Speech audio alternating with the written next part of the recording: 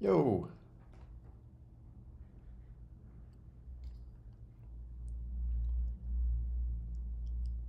Hello. Hello, everybody.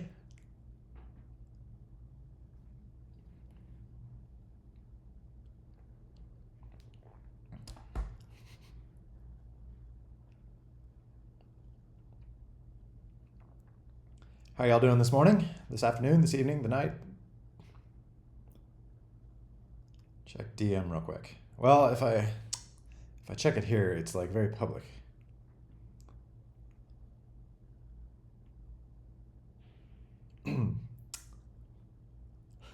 Yeah, so good night, I guess, probably for more folks. I do think there's probably pretty few people, maybe from South America, there might be from some here, I'm not sure, but not too many US people here, so it's more likely good evening or good night. Oh, right, removing one name out of the credits. Yeah, I think I did see that from you. I just haven't had a chance to take a look at it yet. If you could ping me again after this, sometimes I just need a little prompting a few times. So, yeah, I'm happy to filter names out or correct spellings, or and I've had requests like that, so I can get that taken care of. 1:05 p.m. Okay, yeah, it's 10:06 a.m. here. I always forget because, like, in my mind, South America is just like, oh, it's right below North America, so everything's the same, but it's like kind of to the right also.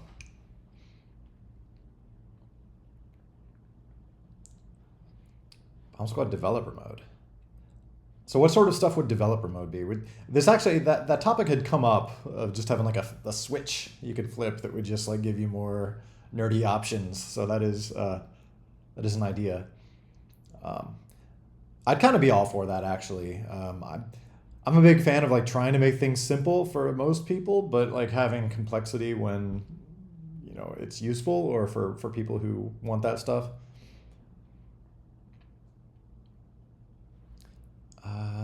Replit.com? I do not know Replit.com. Like, what is that?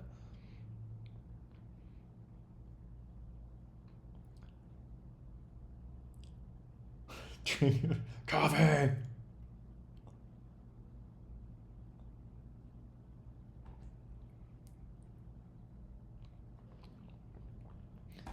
Oh, like UK has made it like killed your heat tolerance because it doesn't get as hot there? Is that what you're saying? I am, I'm like that with California. Like, I moved here from the Midwest in the US, which is like super hot and humid in the summers, and now I'm in California, which is pretty relatively mild. So I'm so wimpy if I go back home or go anywhere where it's like super hot. I'm just like ah.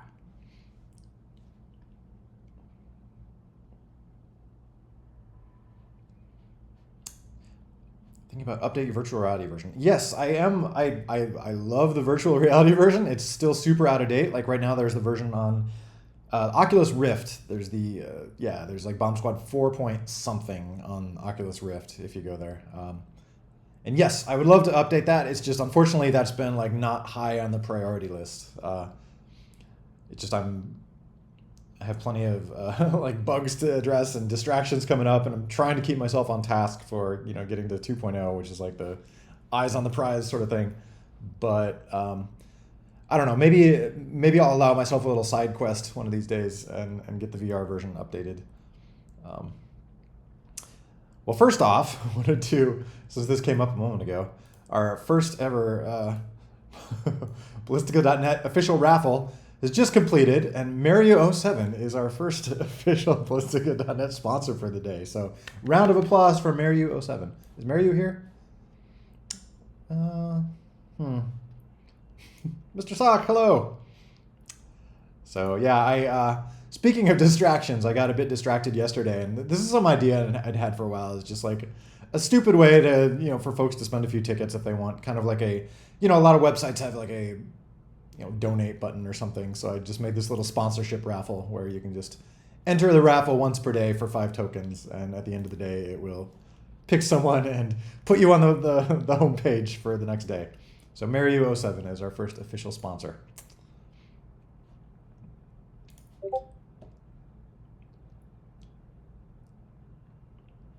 Revealing the hidden. Oh no, yeah, that's all my cool admin stuff. I mean, there's nothing super hidden about it, but yeah, I have my super cool admin section here with all this extra cool stuff, like my fleet page. I was very, I nerded out on my fleet page. So the fleet page, basically, this shows me all my like regional servers. So these are, each one of these is a server running somewhere, like Mumbai, Virginia, Paris, whatever. So I spent some time this weekend actually, just for fun, and just like I revamped my fleet page to make it load like super fast. I'm still super excited. It comes up like almost instantly now. It takes a moment. You see like things fade in. It has to like refresh things in the background, but I love it. It used to be like 3 or 4 seconds waiting for the fleet page to come in, which made me like dread going to the fleet page. Uh-oh, we got an error. What is this?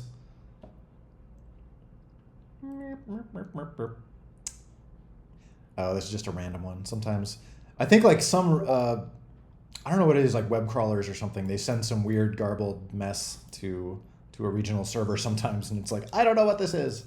And so it registers an error. So clear errors, nothing to worry about.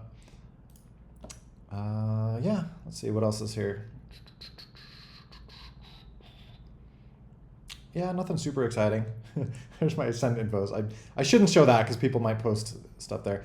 If you go to the game and you do the send info button, it basically, I revamped that recently, so it shows up on this page for me now, which is right here. It's just like a list of send infos that have happened recently. So it's kind of entertaining to see things people enter in the send info section, just like trying to hack the game and stuff. Like, give me tickets. So yeah.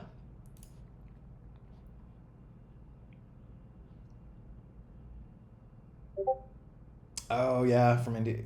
Apologies that Coffee for America is a bit late. I mean, there will be the YouTube version for tomorrow. I know that's not ideal. You can't ask questions on that, but yeah, I don't know if well, this has come up before. Like I could push this a little earlier. It actually, like during when daylight savings time switches, for half the year, it's earlier for me. I don't know. I guess does India have daylight savings time? Because normally I start at 9 a.m. Right now it's 10 a.m. because of daylight savings time. But I could start at like 9 or even 8. So if it would be useful for people to have this like an hour or so earlier, I mean, I'd be happy to do that. Just let me know. Okay. Oh my gosh. So much going on. After 6 seconds, the game's just,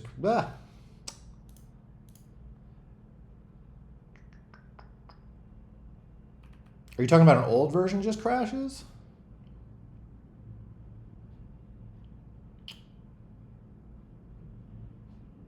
I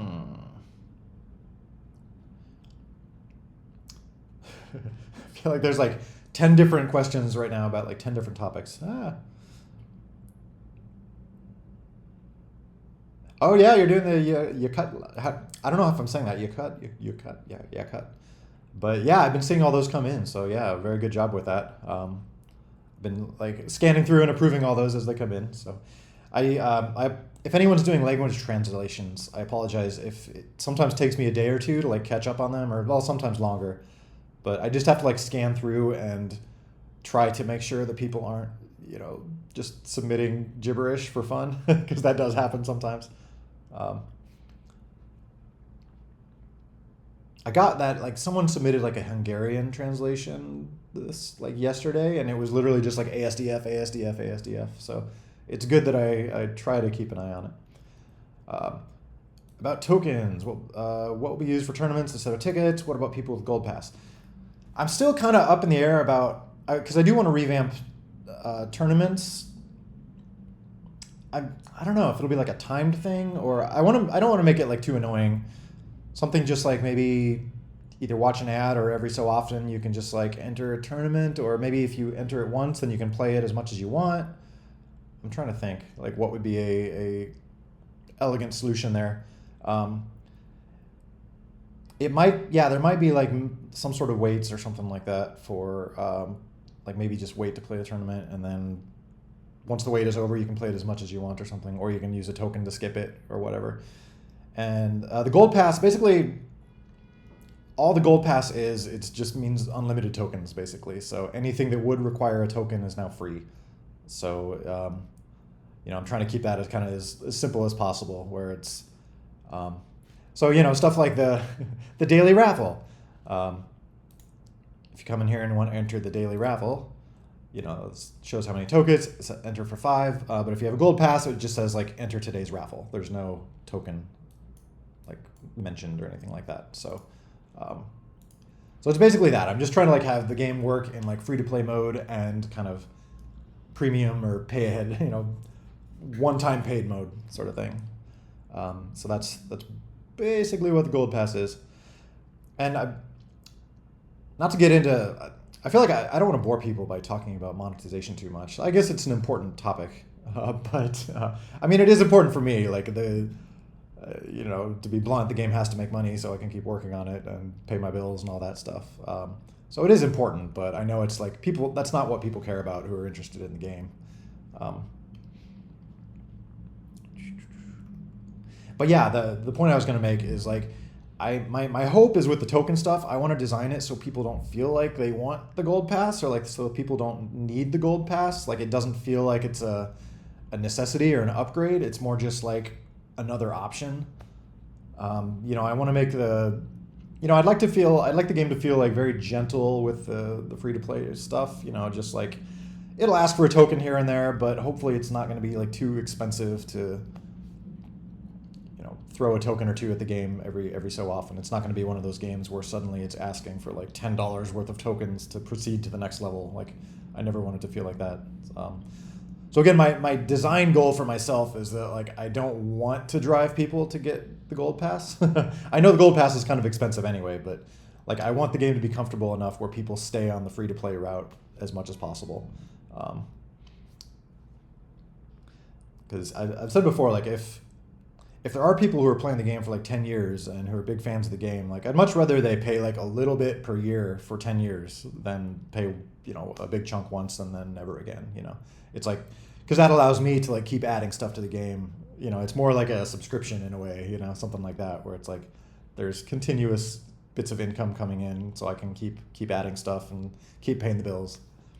I mean, a gold pass is expensive, so it's like I'm not going to complain if someone just buys that. So anyway, okay, enough about monetization. Oh, actually, no, not enough about monetization. One other thing I wanted to mention. This came up. We were chatting about prices, because right now I set prices to be like what's for tokens and the gold pass. I set them to be what I think is, I feel like, average in the U.S., which is token packs are like $1, $5, $10, $20 basically, and then the gold pass is $30. And $30 is like what maybe like a mid-range game like Minecraft on Steam or whatever right now is like $30. So it's a big AAA game is like $60, $50 or $60, but 30 seems like a decent kind of premium pay one time sort of game. So anyway, the point was, it sounds like in some countries right now I'm just doing automatic currency translations. So basically, it's like whatever $30 is worth in a different country. But it sounds like that is not a good idea, especially in places like India or something where cost of living is different, and what people are comfortable paying for games is different in certain countries. So I do want to make some adjustments, to make the game like less expensive, and at least in countries where like there's a big difference there. And so one thing I was looking at, I wanted to point out, I'm curious if people have thoughts, is there's the site SteamDB. So Steam, which I'm not on Steam yet, but Steam has this option for like Valve's suggested price. So they do this cool little thing where it's not just translating what a dollar is worth in the other country. It's more just like purchasing power and stuff like that. So I think it's it's optional. Not all Steam games do this, but they maintain kind of a customized set of prices for different countries. So what I was thinking of doing is basically like writing a little script that would kind of copy Steam's setup, because it is kind of a lot of work to go into each store that the game is on, and then you have to go in for everything that you're selling, and then like set a price for every country, and there's like hundreds of countries. It's a very not a simple thing, but I was thinking I could maybe script this up so that we just like use Valve suggested prices for their regional prices. So I was curious if anyone wants to take a look at this stuff. Like, I think you can just, if you go take a look at like any game on here, like if you look at like, oh, here's a $9.99 one, go here, and then you can see like what the Valve suggested price is like in your country. So I'm curious if anyone wants to take a look at this and see if those seem reasonable. Like for the, the Gold Pass would be like a $30 game, whatever Valve's suggested price for that would be, or so basically 1, 5, 10, 20, and 30.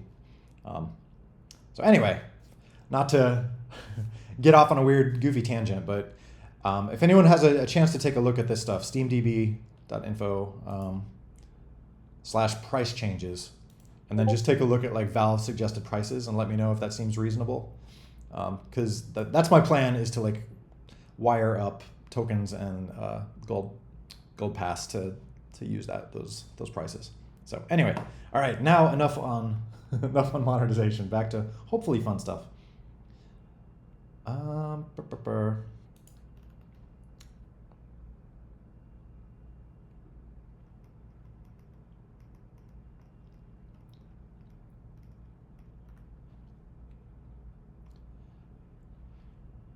Bomb Squad Gold. Well, hard to say. I mean, Gold Pass, I don't know. I like Gold Pass because it looks like it looks like a little pass, like a little thing you put in your wallet or something. I guess it does sound a little bit like a subscription or something, but it's not that. It's like permanent. So I don't know. Yeah, good question.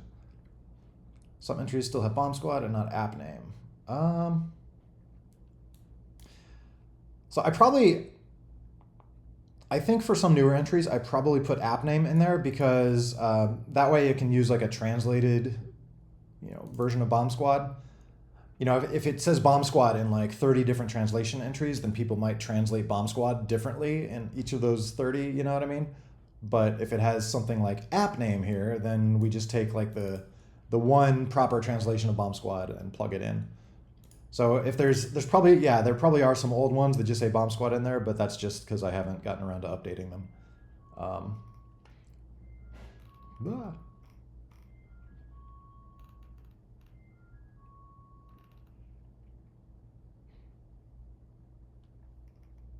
Are you happy with plugins and plugin managers used to use hard mode and all characters for free? This has come up before. Honestly, I don't mind stuff like that. Like if people are gonna hack stuff locally to have fun with the game. Like I expect that. I mean, I would probably do the same thing. It's like if it's possible to get a little extra enjoyment out of a game by like hacking some Python code, like go for it. I mean, I know there are certain things that I can protect in the game, and I can kind of force people to do legitimately, just like buying stuff that you use in online servers and things like that. So I think there's plenty that I can still carve out and make money off of and support myself with. So I'm not too worried about people like hacking the game locally just to unlock stuff and have fun. I do, since I am revamping the economy, moving to tokens and the Gold Pass as like the purchasable stuff. I do plan to take that opportunity and make some more stuff kind of free automatically. Like there's a few things that are unlocked with Pro that I plan to hopefully make free for everybody soon, such as like editing playlists and things like that. That I think it would just be good to just let everyone do that. I had to lock some stuff behind Pro just to try to squeeze a little extra income out, of the game. Because in the old economy, basically, people were mostly at this point, mostly Pro is the one thing that sells. Like there's not much reason to buy ticket packs. Like people find ways to get tickets, and so that's part of the reason of getting away from like selling tickets is I don't like having to like balance what's available in the game with what people buy. I used to think that would be easy, but it's not. It just doesn't. It feels like dirty. So I'd rather keep it simple, where it's like tokens and Gold Pass. That's like the paid stuff, and tickets is like the in-game stuff. So keep it a little bit more like separate. Oh gosh, sorry. If I do this all the time because there's like a bajillion things coming here, and if you notice, once I start like rambling on a topic, I stop like noticing things. So if I miss what you say, just say it again a few times. Or do everyone has their cool techniques of like, saying it in a consecutively bigger font or adding images like, look at this, Eric. So I apologize for being so unobservant. PlayStation 30th anniversary. Oh my gosh. That is, oh man, I mean, I am old, but I do feel old. Like seeing all this stuff like 30th anniversary, that's freaking weird. Um, and that, yeah, like I still, in a way, like I think of like the original PlayStation as like a new console, for me. Like I grew up on like, the original Nintendo and the Super Nintendo. Like Super Nintendo was like the coolest thing ever. But then, yeah, all these fancy schmancy like 3D consoles, I still think of them as like advanced in a way. Even like the original PlayStation, which like it's so funny to like look at the original PlayStation graphics, just how like pathetic they look now. It's kind of, I guess it's gotten to that point where it's like nostalgic, it's like, but back then it was just like, wow, this looks so badass. Aw. When do I usually add a language to the game? So far, it's been basically when it gets to 100% or close to 100%. I mean, there's no strict rule. Like if somebody is, but it does feel like usually when it gets to 100%, it's like somebody is clearly working hard at it and it's like clearly going to get there. So it's kind of nice to have like boom, it's done.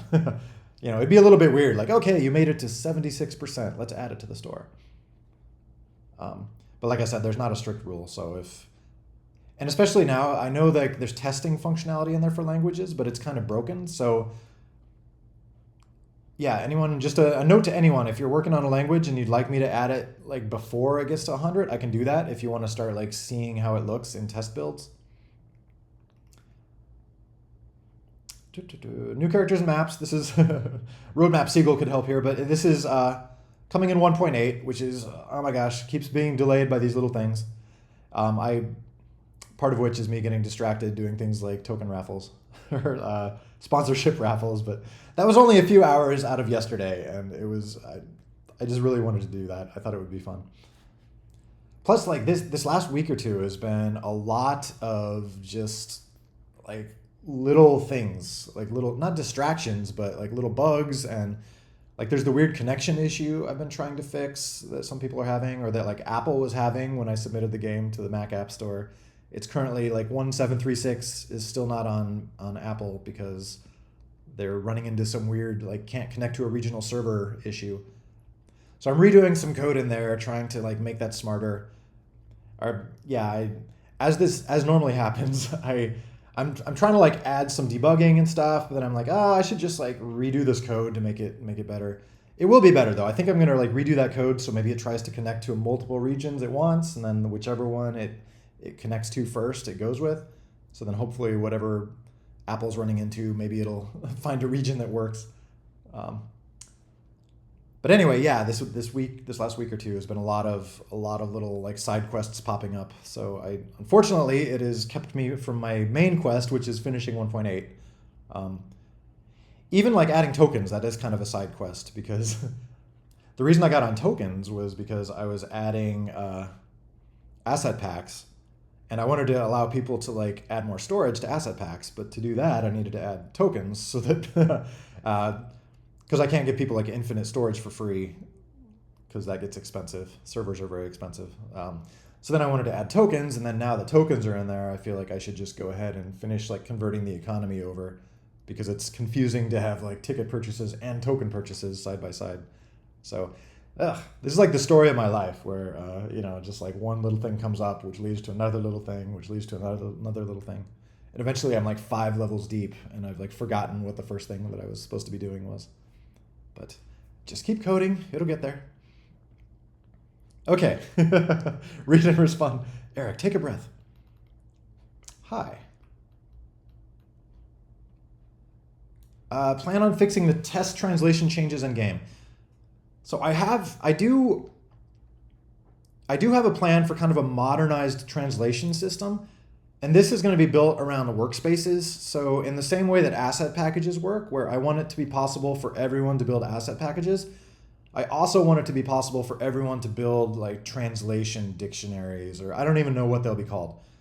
But like if you're making a mod or a total conversion or anything, like I want people to be able to just like write down some phrases that you use in your mod and then submit them in on ballistica.net. Like other people can submit translations for them, or maybe you can have ChatGPT do it for you or something. I don't know. That's something to think about too, is like maybe the automated stuff is worth embracing at this point. I know I put rules down on the translation, like please don't use Google Translate and whatnot, but it makes me wonder, like if we phrase it clearly, like could we use translation tools and have them do a better job? Like if you have a nice description of what the translation is, like, hey, ChatGPT, this is what should be used in this situation. But anyway, yeah, that is the plan, is to get like a version 2 of the translation system up. And so that's kind of why I haven't like fixed the old one to make it testable, is like I just want to build the new one. But maybe it would make more sense to make the old one testable again. I'm not sure. I hope that answered the question.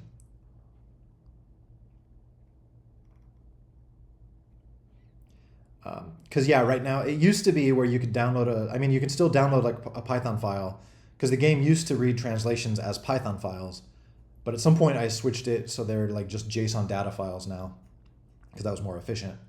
But the website still gives you a Python file, so I could probably just change the website to have it give you a JSON file, and that might be the quickest fix. Oh please! Oh gosh.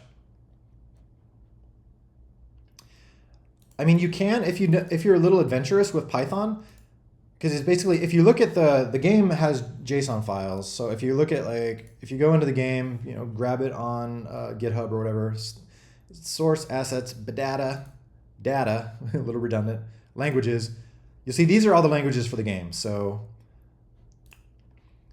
if you come in here, you'll just see like it's a big dictionary of, this is basically what you see on the website.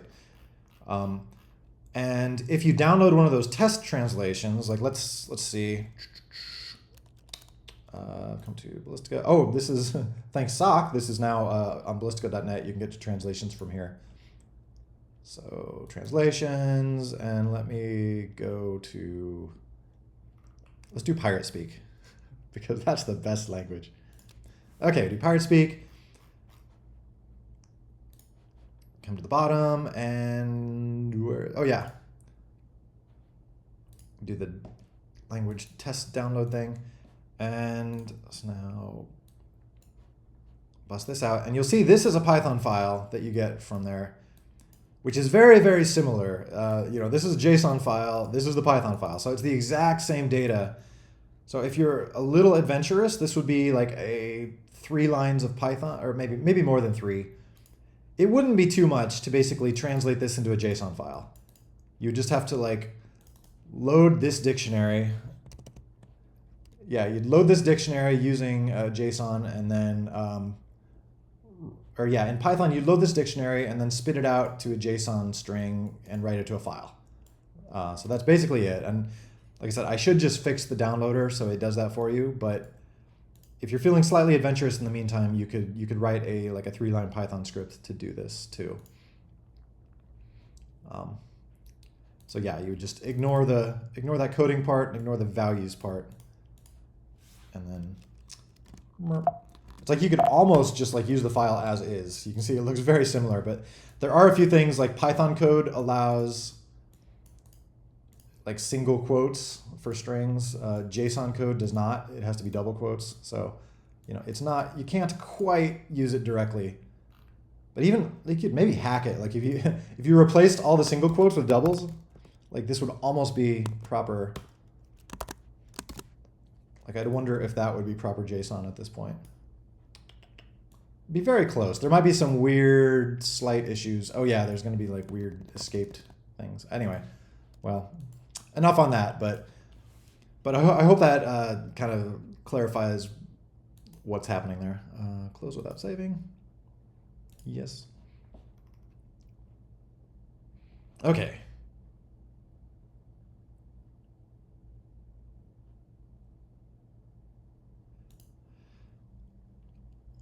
Ooh, that is a good question. Yeah. I don't, for something like that, I would say use your best judgment. What do most games do? What is common there? I wonder things about that, because in some places they'll just the English word even might still be used for the name of the game or something for all I know. So and I wonder if that like varies per country. Like if some countries translate the word and some just like use the English word and stuff like that. What do you think? What do you think is the best way to go there?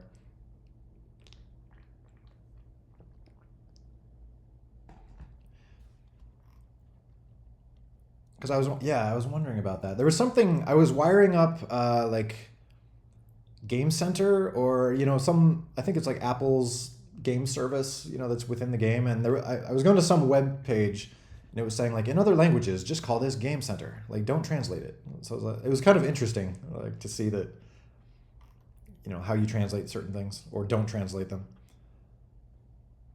Oh sure, yeah, we can take this offline, of course. What the heck? Scary Raiden looking dude.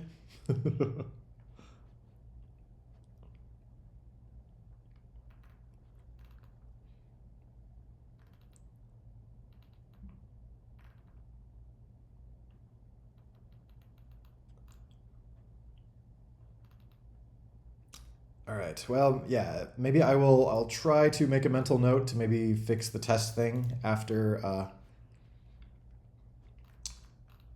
coffee is done. Um, but yeah, it's been broken there for a while, just because I forgot what version is like 1.6 point something or 1.5 point something when I switched them to be JSON files instead of Python files. Um, but yeah, it'd be super cool. Like for the version 2, I have all these like neat ideas of just like, oh, you just edit it on the website and then it would just like automatically update in the game while the game is running or something. Like that'd be super cool, but that doesn't exist yet.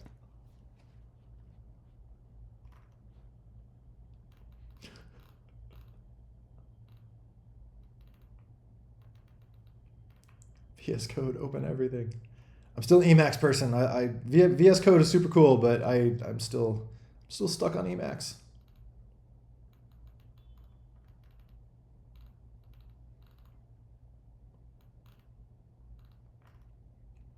We can respond to. I can't respond to DMs right now because they're private.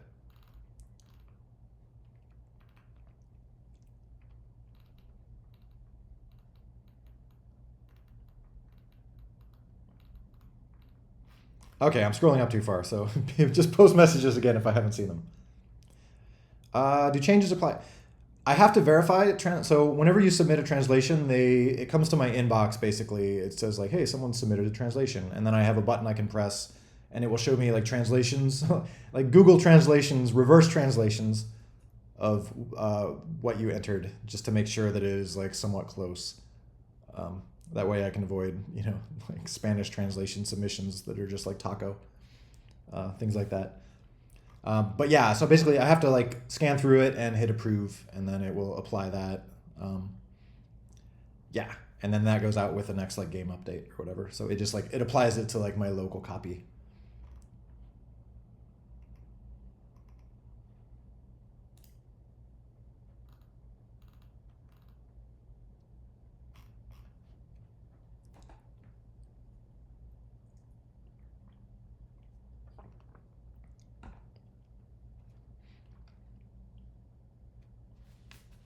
Get your eyes checked.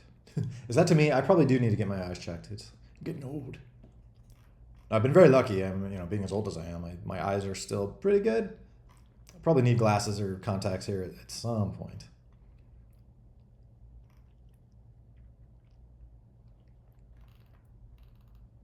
All right, there must be. All right, I must have missed something here. What did I miss? See, if there's no more questions, I just drink coffee. It's my like default space filler. I'm trying to think if there's anything else new this week. Not too much new. Just trying to fix networking problems. Getting distracted with raffles.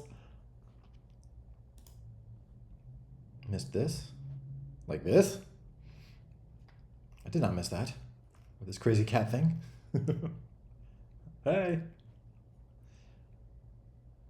Oh, will changes start working? I mean, the changes go into like my local copy. So I have to approve them and then I will download them into my copy and then, push my copy to GitHub or whatever. So they wind up on GitHub or the next released version of the game.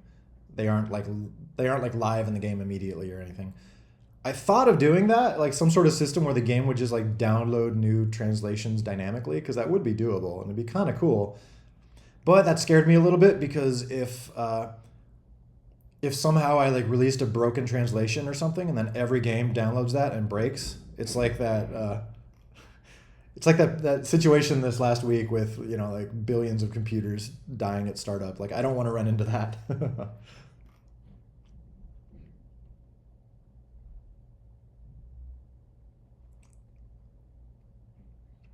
How do you make your maps textures? Oh yeah, there. Thank you, Sock. This way. So yeah, it's basically for designing a map. Usually what I've done is like I'll build it in real life out of blocks or clay or whatever. Take several photos and then recreate it in 3D and use those photos as textures. Let's see if I've still got Maya handy. So, for example, this photo's getting old at some point. That's my extremely old Mac from like 2008, I think. My gosh. Come on, Maya, you can do it.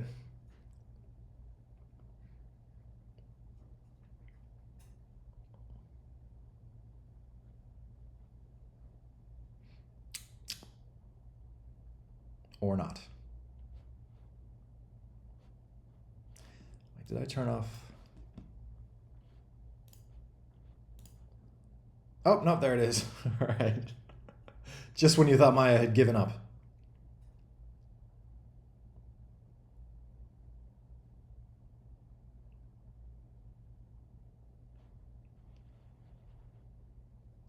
Jeez, Maya, you're usually not this slow. I remember Maya being like about this speed, you know, back when I first used it in like 2001 or something like that. And computers are like exponentially faster. But Maya's startup speed is not. This is like way slow though. It must be like maybe the fact that it's streaming or something is just like wreaking havoc with Maya.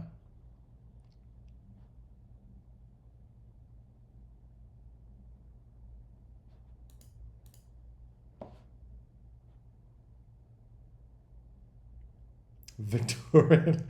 Yes, Victorian music. The stuff that was popular when I was young.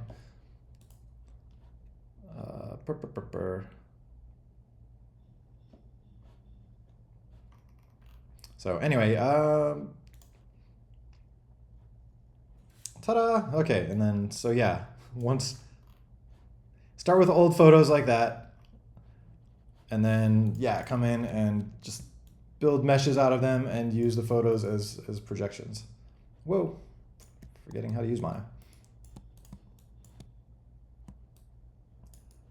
And then the other thing I had, which is kind of cool, I built a little system for just defs. And so this is basically, I could place, you know, like little locators or boxes or whatever that would define like the regions. And this all, you're probably all familiar with like the defs files, which is just all the values for the maps, like where flags are and things like that. But this is how I would like define those.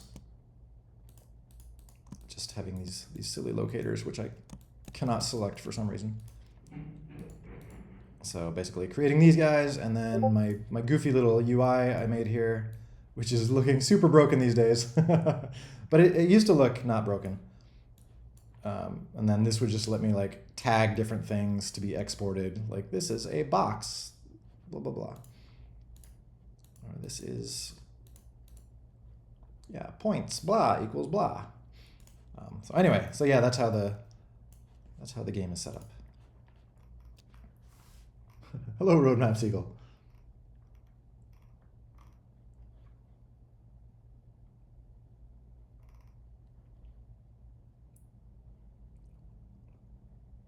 Yeah, I guess, yeah, most people probably have just seen this stuff in Blender. So yeah, it is probably a little weird. Yeah, Blender, learning Blender still on the to-do list. That's item 279 on the to-do list. But I am like so used to, like at this point, I'm so old and I have like 20 years of experience with Maya. I know it pretty darn well. So like there's there's a part of me is like, is it worth like trying to learn Blender at this point, or should I just keep using what I know? It's unfortunate. Like Maya is used a lot in like, industries like game industry, film industry, and stuff like that. But Blender is just like so much more accessible to most people. So anyway, but yeah, I should just take the plunge and just try to learn a bit of Blender.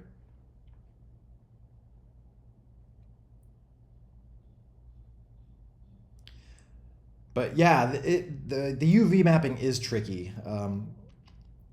Like that's the most annoying part to me, is to like make all that stuff work. Especially because you take some photos and there's parts that are hidden, so then like you're UV mapping it and you have to like fake those parts, or you have multiple photos so you get all the different angles. But then it's like there's no. I feel like it should be easier than it is, but it's not.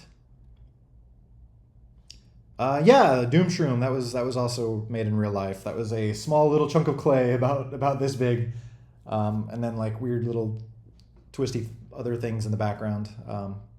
So they're all relatively small.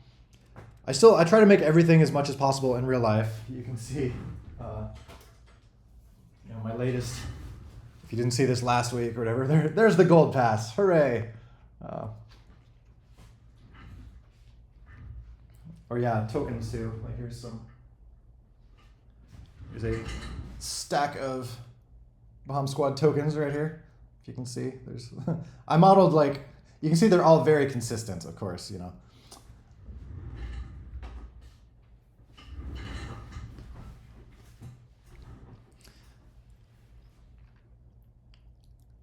But yeah, I mean that's kind of like my guideline is like this stuff shouldn't. I don't want it to look too clean, so I didn't when I was making the tokens. I didn't like attempt to make them all like look exactly the same, because I do want it to look a little bit, like a kid playing with toys or playing with clay or whatever. It's not supposed to look like super clean and professional or anything like that. Um, Try to find groceries with Bomb Squad tokens. Yes.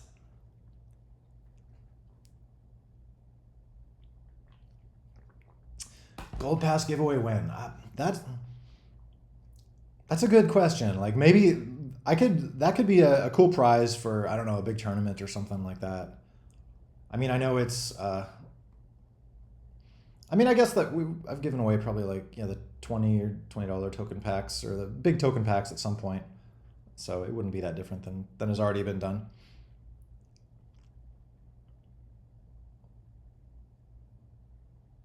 Oh, in real life. Oh, I could give someone like that gold pass. Hmm. That would have to be, yeah, I don't know. That's a good question. I should keep that, I guess. I know, like, I always used to be, like, every time I'd make a character or something, as soon as the character was done, I'd just, like, smash it up and make something new with it, just because I didn't want to buy more clay. But it's kind of cool to, like, keep the old stuff around, so maybe I should. And, I mean, a giant block of clay, it's like $5 for, a ton of clay, so it's, like, it's not gonna break the bank. I guess it's just, like, then I have, like, all this old stuff, but I can keep them. But yeah, it'd be cool to like, I don't know, that could be fun, is to give stuff away. I don't know if there's ever like a big if we ever get some sort of like, if Bomb Squad ever gets to the point where there's some sort of like in-person competitive event, like that should be like the prize or something. Like, here, you get the actual gold pass. Oh yeah, or I could, yeah, cast it in real gold. That would be cool too. Wonder what that would cost. Like how much gold would you need for something that big? I guess it all depends on if it's like plated or something.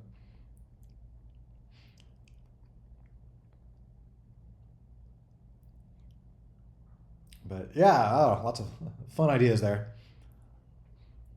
But yeah, I don't know. That could be cool. Just like whenever I sculpt a new character, just like, yeah, send the give the original to somebody or something. I don't know if I were like sending that in the mail. I'd have to like, I don't know how you would keep like a plasticine clay character from getting like messed up in the mail. I guess lots of very soft padding.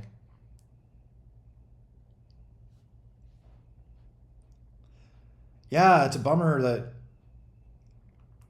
Yeah, I mean, like, sanctions and all that stuff. Like, it's a bummer. I feel bad for folks playing in places where, yeah, I'm like legally not allowed to sell stuff or anything.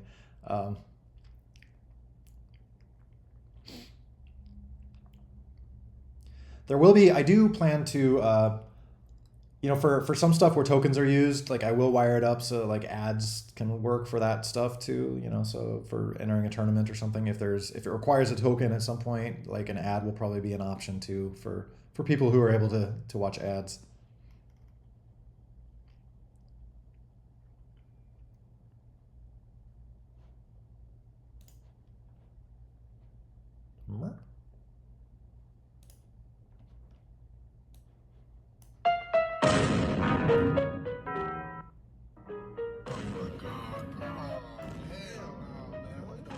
Shoot, I've been listening to a lot of music on YouTube, so I keep setting my quality settings to like abysmal.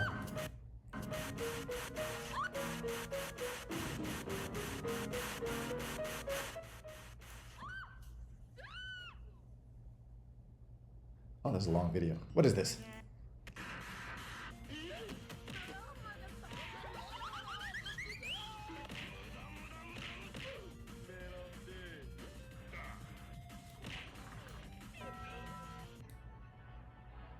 This might be a like leave it running on the side kind of video. And drink some coffee.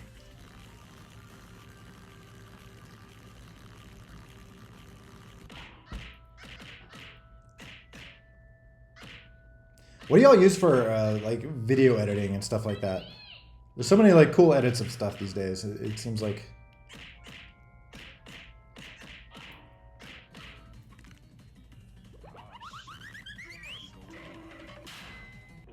Final Cut. Oh, cool. DaVinci Resolve. Remember? Bomb Squad spin-offs. Whoop, whoop, whoop, whoop, whoop. I could be open to that. Like, yeah, I mean, I don't really have any, I haven't thought about like, I don't have any rules or anything or for what is, you know, what I'd sponsor or something. But yeah, I'd be open to supporting someone making like a little spin-off game using Bomb Squad characters. At some point, like I do need to be careful. You know, I don't want to do anything that could jeopardize like me losing rights to the characters or something like that. You know, so maybe there would have to be like a contract involved or something. But yeah, I feel like I do want to promote that kind of stuff. Just like people taking the characters and doing fun stuff with them. I feel like what, you know, why not?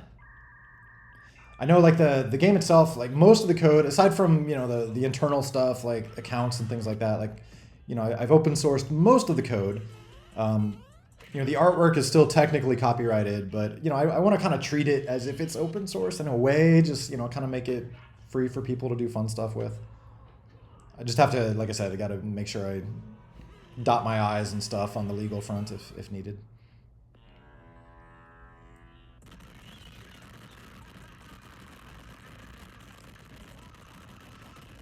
I don't actually use Spotify much. I do have Spotify. I've got a few playlists on there. It was mostly like vaporwave stuff or something, I think. But like lately, like I said, I've been mostly just like listening to like random YouTube playlists and things like that. So, yeah.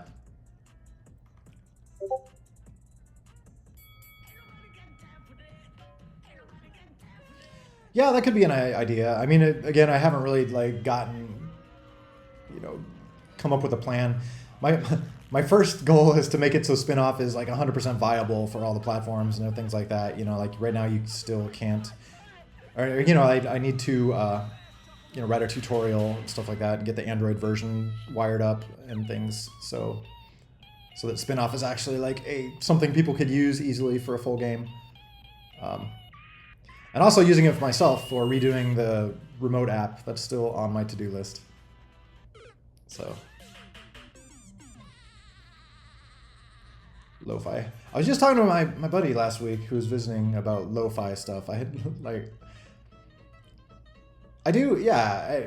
I mean, I like a variety of music when I'm coding. Well, those sometimes. The This has come up a few times, but yeah, I feel like I have two modes. Like one is like listen to music mode when I'm coding, and one is like, okay, I need to stop the music because I need like, I need 100% brain focus. Like there's certain things I can do while I'm listening to music, and there's certain things I can't.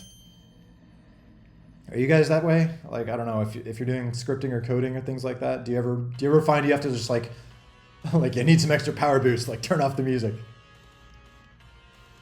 Just got back from lunch. What did you miss? Lots of random things. This is just one of those random days. Like I said, in general, this feels like it's been a very random week or two as things go. Like some weeks it feels like I'm very focused and doing one thing. This week it feels like I want to be focused. I want to be finishing 1.8, but it's like there's all these side quests and things that are kind of sitting on my plate right now. So I'm hoping that we'll be feeling more clean soon.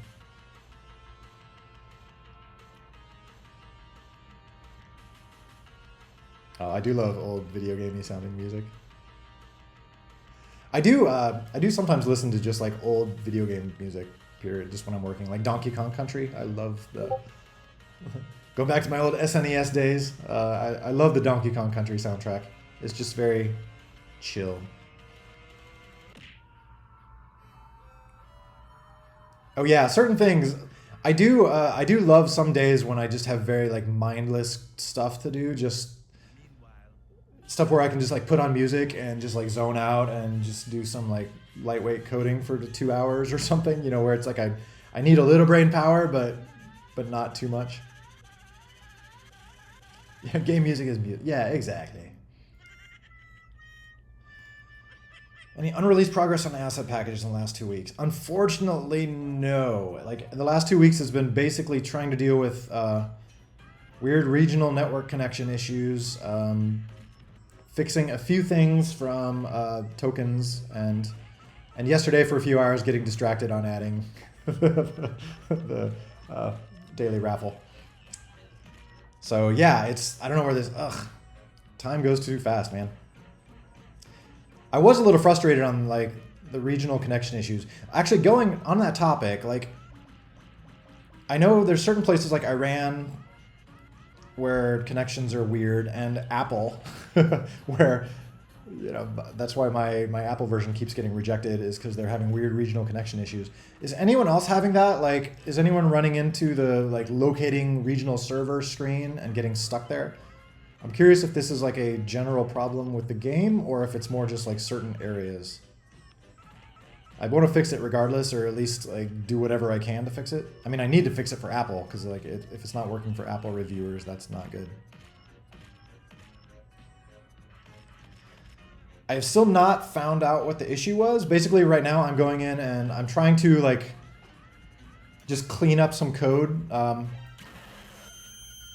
so that I can like, yeah, trying to clean up some code so that I can make the connection code like smarter. Basically, I want to make it try to connect to a few places at once. Also, I'm having it use, not to get too nerdy, but I'm switching to what's called URL-lib3, which is it's kind of a modern way to do, you know, download stuff from websites and whatnot using Python.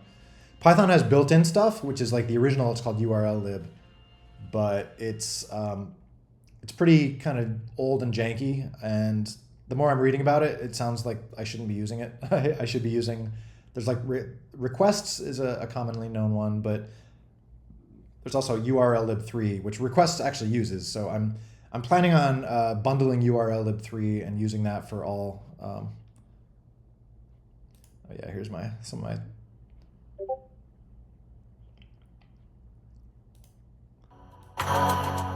Random kind of chill backgroundy music.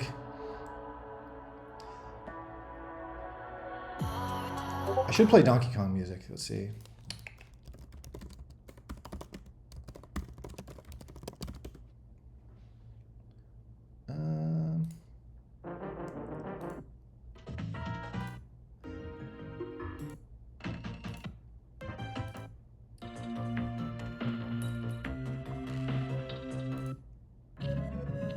Yeah, there's a lot of stuff like this like Voices of the Temple song. You can hear that. I don't know, there's just a lot of like very just like chill, kind of jungly sort of stuff. But also, you know, sounds very like 90s video gamey. Forest Frenzy, Treetop.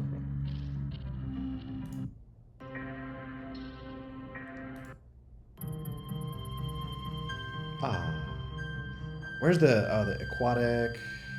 Oh, this one's good. I like that one. Ah, the water level song. Ah, super chill. This one's almost too chill. Like, this almost like puts me to sleep though, so it makes it hard to code.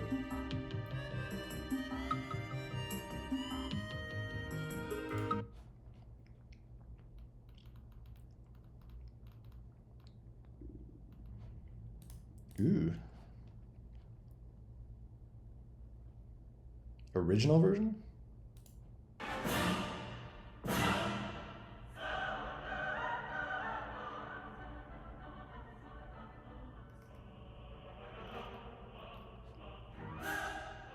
Cool. I am always on the lookout for, you know, better versions of some of the songs that are in the game, so it could be interesting. I just have to make sure it's like royalty free or public domain or whatever, you know, just so I can bundle it without getting in trouble.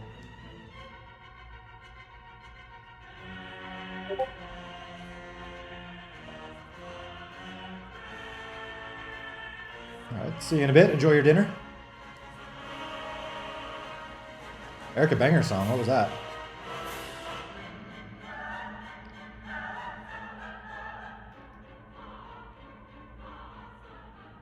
Ooh.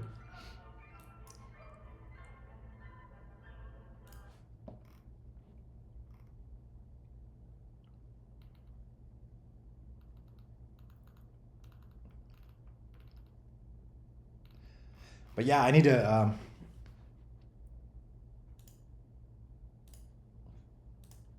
what is it?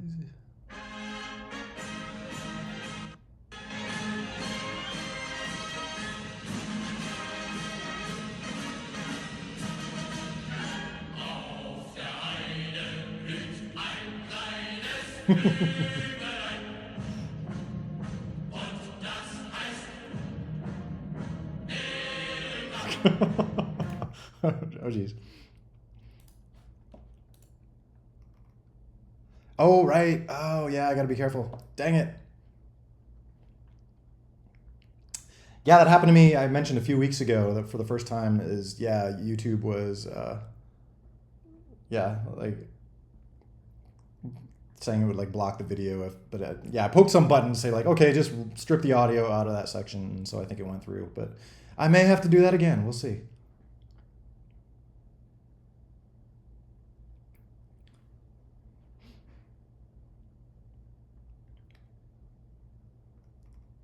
Hotkey for set translation. Oh, like in the website UI? I will definitely look into that for the new version. Yeah, the old... If anyone can't tell, like, so basically I have two master servers, or two like central, I should call them central servers, I guess.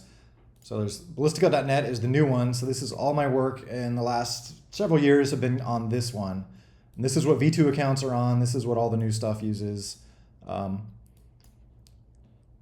And there's also the legacy server, which is this thing, this is the old one, which is from 2011. And if you remember, a few months ago, I spent like a week updating this to Python 3. So it's a little bit modernized, but this is where all like the V1 accounts are. This is where all like, all tournaments and all that old stuff is still on here. And also some things like the language system. You can see it has this lovely, like super janky old school look. I at least gave it some beautiful purple colors, but you know, before a few months ago, this was just like black and white. But anyway, yeah, this is like the old janky server, so I'm very hesitant to like do too many changes on here because it's very like Millennium Falcon-y, like held together with spit and duct tape, and thankfully things still work. But my goal is just to like leave them be until I can, you know, translate parts to the new system. So that's my hope in general with the language system, is to, like I said, make a nice fancy modern one, you know, on the V2 side. And then add cool features like you know, stuff like hotkeys and things like that. I'd love to do that for. I think I've already done that in some case. Oh yeah, like there's certain things if you come into like workspaces have some hotkeys. If you're editing something, you can hit, you know, Command S to save, things like that. So I have figured out hotkeys and whatnot. Oh, I just implemented a. This is a nerdy little thing, but I implemented a cool little fade in for the code editor. Ooh. I was noticing that the Ace text editor I was using, it was like flashing in a janky way when I would like, go into a code edit page. So I learned a little bit of like CSS animation stuff and added a cool fade in to cover that up. So if any of you are seeing like ugly janky flashes when you go edit some code, let me know. But it should be visually pleasant.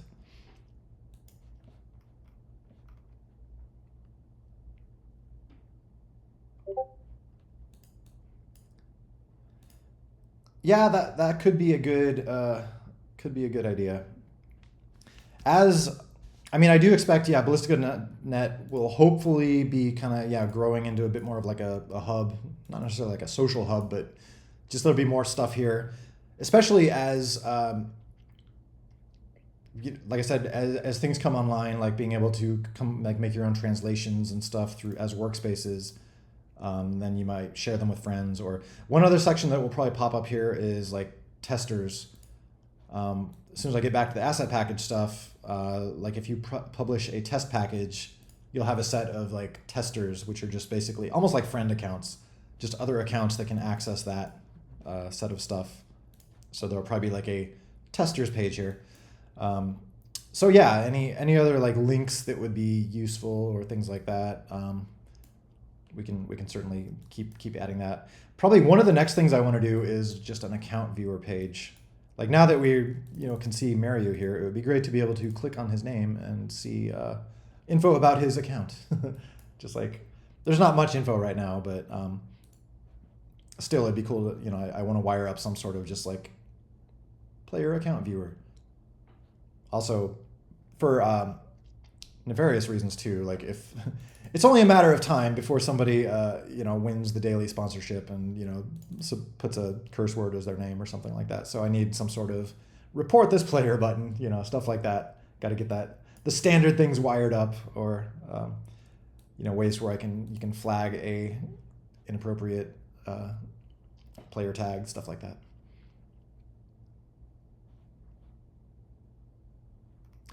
Yeah. So yeah, that's a good point. Like seeing existing stuff. One thing I want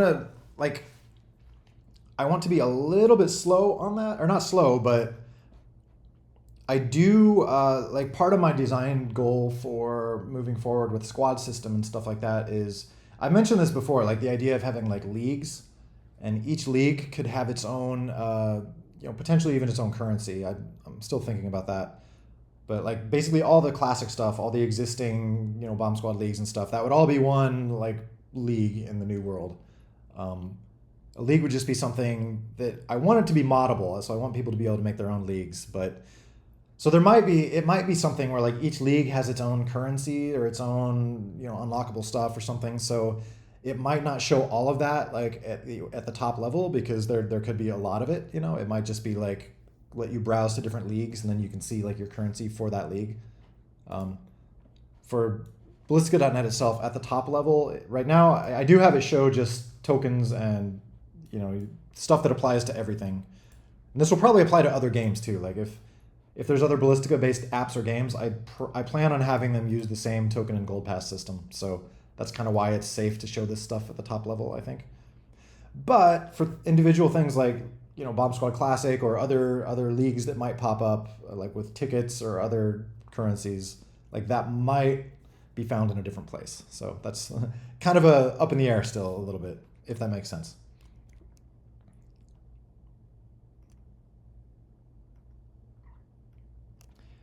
But yeah, I want to, in general, I mean, I don't want to get ahead of myself here more than I already do, but I do want to make where people can kind of make their own leagues. And have control over that in terms of like have cool stuff in your league that people can unlock or whatever. And so I don't know if the best way to do that would be give each league, make league owners like just in charge of currency for their leagues. Like, you could just, because then I don't have to like regulate it at all. You can do like what the heck ever you want. It would be limited to like within your league, so because if it's the problem with if users can make leagues and then those leagues can do things like award players tokens, then what's to stop someone from like, oh, hey, join my league and you get 1 million tokens, or stuff like that. So I got to be careful with making things fair, so someone doesn't just make a league that's just broken economically on purpose and stuff like that. But if you make a league and you have your own whatever your currency would be in your league, bottle caps or whatever, then if you want to award people 1 million bottle caps, that's cool. Like it only affects your league, so you can do whatever you want. So anyway, all this is more like 1.9 stuff, or maybe even beyond stuff. So shouldn't be talking about it now, but it's fun to think about.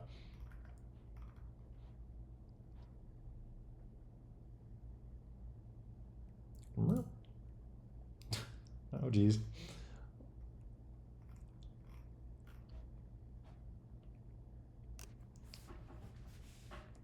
Well, like scams, or not even scams, but like if it was possible for users to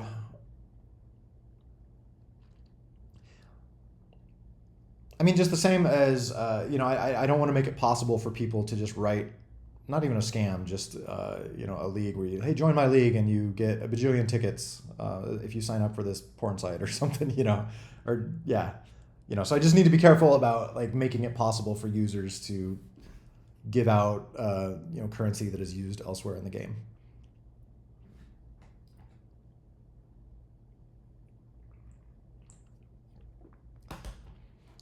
Okay, but yeah, this good feedback on being able to, because translating is, I very much appreciate and salute anyone who's done translations. I know there's a lot of them. That's another thing is with the revamped translation system. I want to do it in a way where, I know I mentioned this, but where it's possible so I can see exactly which ones are still being used in the game and strip out the ones that aren't, because there's so many in there that are like redundant, or there's a number that aren't used anymore or that never have been used. And so like I'd like to just get rid of those. I'm sure we could strip out a significant percentage of them and make everyone's job easier if you're translating. And new characters, the answer for that is still 1.8. I am a bit frustrated with myself that I have all these little side quests recently that have been delaying 1.8. Like I really want to get 1.8 out the door, but like I said, I always wind up in these situations where it's like for 1.8, I need asset packs. For asset packs, I should probably get tokens so people can make asset packs, stuff like that. And then tokens lead, and then now it's trying to upload my updates with tokens, and then the version's getting rejected by Apple because they can't connect to local servers. So now it's like I gotta fix the local server connections, and so it's not complaining. This is just like the nature of the beast, but it is a slow process sometimes. So yeah, never releasing 1.8. It's official. It will be released in infinite days. Just keep coding.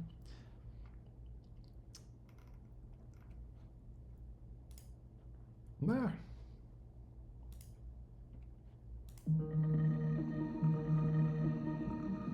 Ooh, that is pleasant.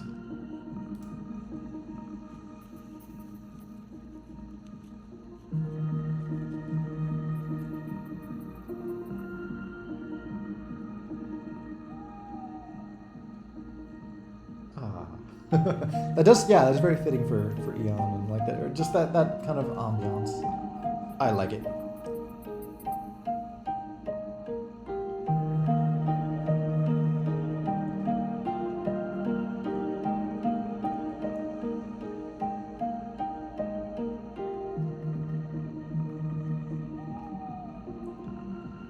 Oh, this does bring up a I was mentioning like the idea of leagues and having like being able to make your own league with your own currencies. I'd love to have that apply to achievements also. Like people have done that anyway, like hacked the system and added like hundreds of achievements. I'd love to make that like an official thing people could do. It might be limited to like your league or something like that. So basically you join someone's league and you'd see like what achievements you have in that league. Like that'd be super cool. And maybe there'd be some that would just be applied, like top level ones that would apply to the overall game, but it might, I don't know, maybe not. Maybe it would all just be per league. So like all the existing achievements would just be like classic league, you know? Oh god, it's back.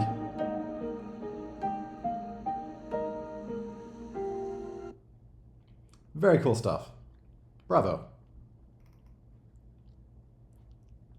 Fromelander.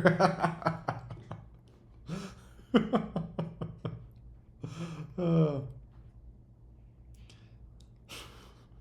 I've not watched The Boys, but from what I understand, Homelander is not a good guy.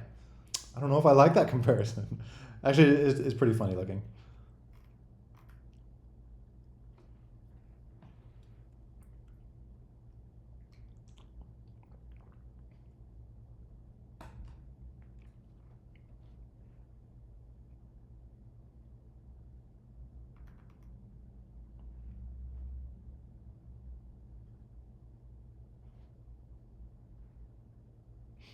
Oh no.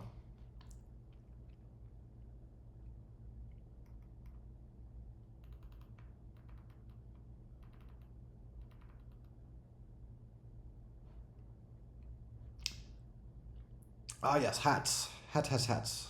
Um,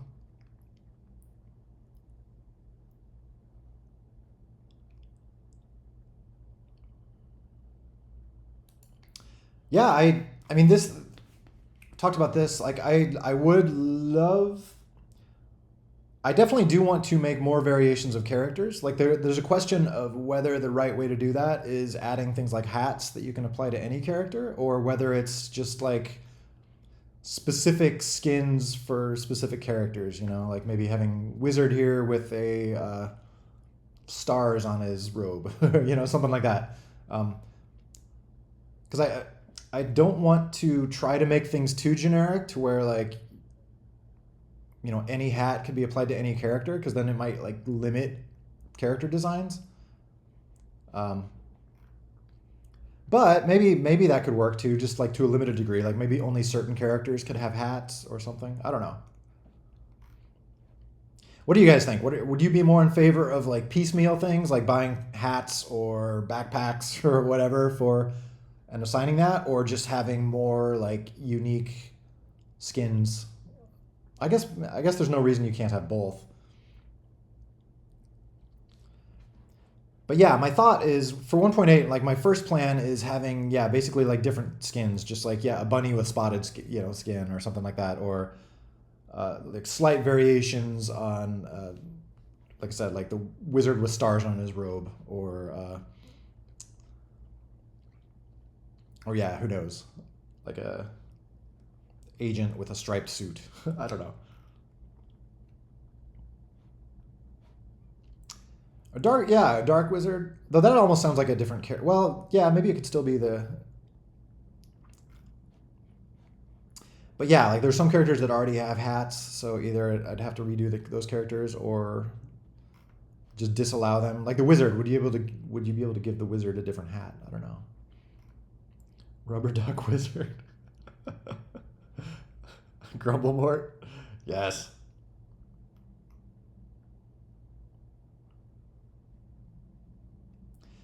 But yeah, why not both? Could work too. I mean, that is like I do like that idea of like the creativity of like mixing and matching different pieces. I just don't want to take that too far. I feel like if you take it too far, where you could like pick a shirt, pick, you know, if you come up with a complete character editor, then suddenly you don't like. I feel like then the characters,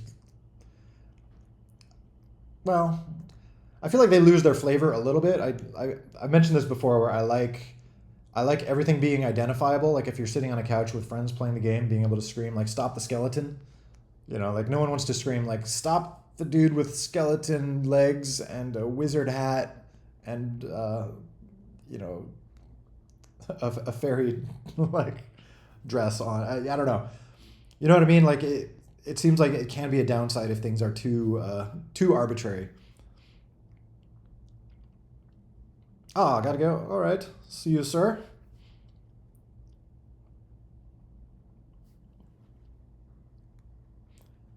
Every object is node, right? NBS. Well, technically, some nodes contain multiple objects. Like there's the spaz.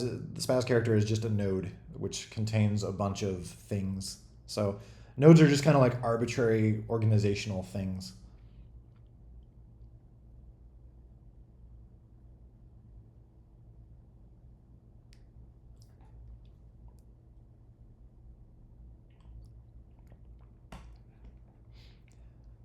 But even though a node can contain multiple things, there's no reason that I can't, we can't wire a node up that each of those pieces could be customized. Which part of the source code send what? That would be. It's a little ugly, but it's source Ballistica scene v1. So scene v1 is all the existing gameplay stuff. It's kind of been separated out into this feature set. So it's all in scene v1, and a lot of the stuff in connection here. And so yeah, check out scenv1.cc, all this connection stuff. A lot in, where is it, scene? Oh yeah, node. There's the individual nodes. And then, is it support? Oh yeah, under support. I guess there's a lot of the stuff under the support, which is probably, I feel like that's bad organization, but whatever. Yeah, so a lot of this stuff like host activity, host session, scene.cc, like a lot of that deals with what represents the game scene and what parts of it gets like synchronized over the network. Like I said, it's kind of evolved out of the primordial ooze over the years. So like it's not the cleanest, most easily understandable set of code. Hopefully that will improve in future versions, like scene v2 and stuff like that. Since I feel like scene v1 works, it just wasn't cleanly implemented. So now hopefully the future versions will be more cleanly implemented while still working.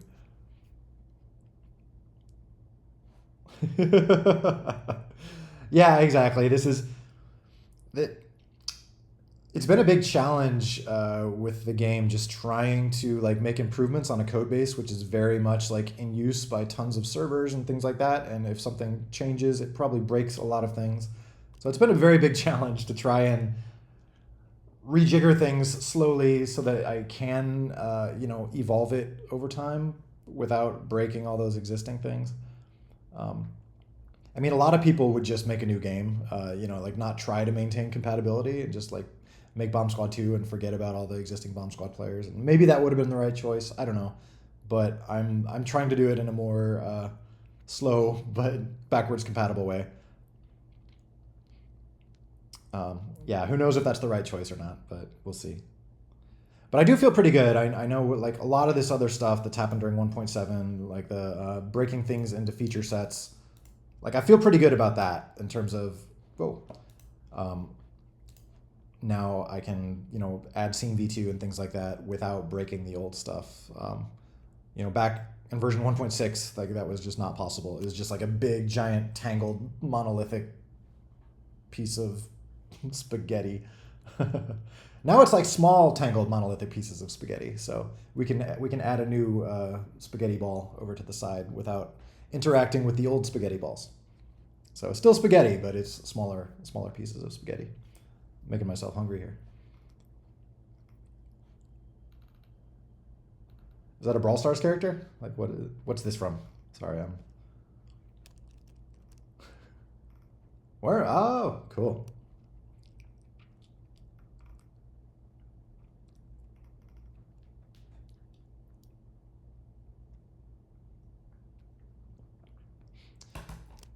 Yeah, I'm curious. This brings up an interesting question of like, I know I have all those like placeholder characters in there, I put them in there before the asset system was even a thought, really. It was more just like, I'm going to put these in there so I can fill them out later, and then it won't break older versions of the game because I will have those stand-in versions. They'll just show up as like crappy spaz or something. But now that won't be necessary with asset packages, I'm curious if I should like rip those out or if that will cause problems. Like if people have like hacks and mods that like expose those characters for people to use, like it would technically break if I take them out. It will cause problems. Yeah, okay. There's my answer.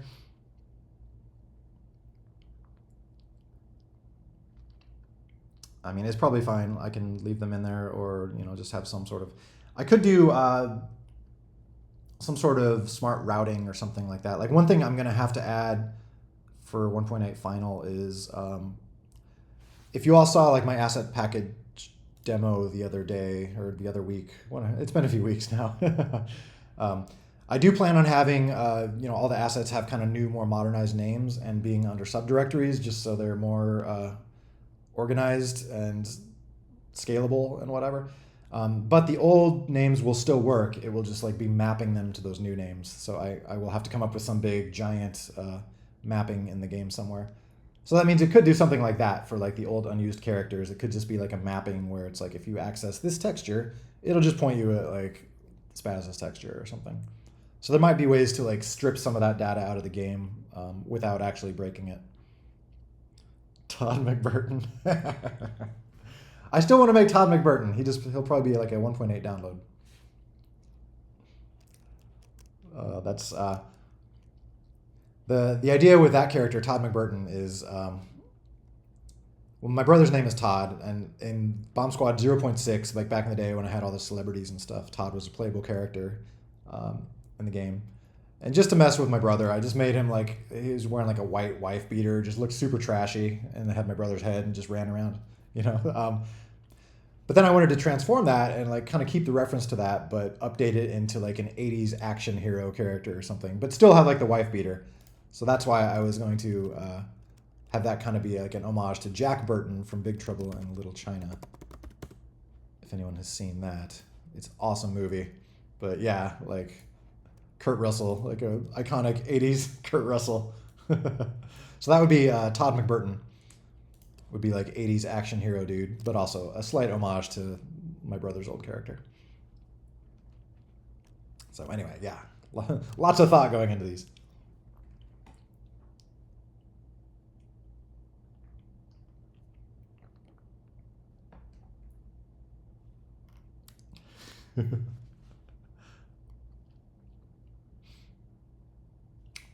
I should, yeah. That would be weird to have like a realistic human face just show up. Like that's what it was before. I think I basically just like, it looked like a GoldenEye character, you know, like one of those early N64 things. It was just like a crappy head with like my brother's face texture mapped onto it. Oh my gosh, you have it. Yeah. It's Todd McBurton. That's it. You people and your like organizational skills. Jeez. But yeah, that is a super blurry version. But yeah, that's my bro with like a wife beater on. What?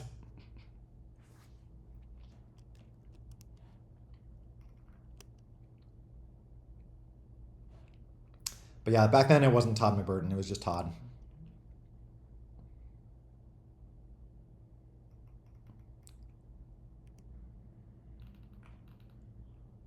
So yeah, it would probably, well, so the Todd McBurton one, I mean, it's got to have like, you got to have the 80s mullet, I feel like, to be like an 80s action character. So I mean, it'd probably be like referential. Maybe it would like try to make it look a little like my brother's facial features, but still have the Bomb Squad style, but it's got to have a mullet. Like that's very important.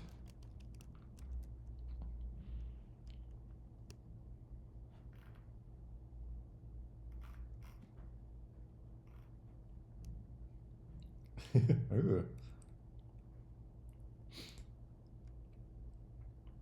Well, it can be like a stylized mullet, but I mean, it definitely has to have the mullet, like the party up front, or business up front, party in the back. You know, as they say. Yes.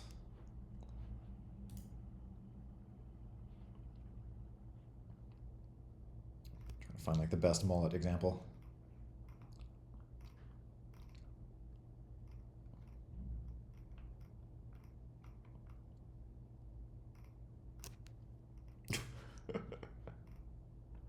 Swayze mullet.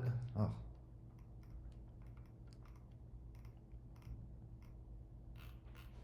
I feel like some of these are like too modern looking. 80s mullet. Moulet. Can't type. Oh, there we go. Yeah, let's get into some more. Is that Brad Pitt? Oh, like that. Yeah, that's. I feel like that's hardcore. Proper mullet. Maybe like that. I feel like that's kind of action hero-y. A little too over the top. Though I guess for a character, you want to have it like kind of stylized. All right, I'll have to do some extensive mullet research.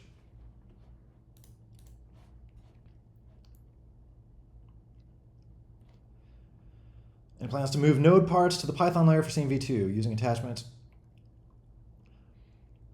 I would love that.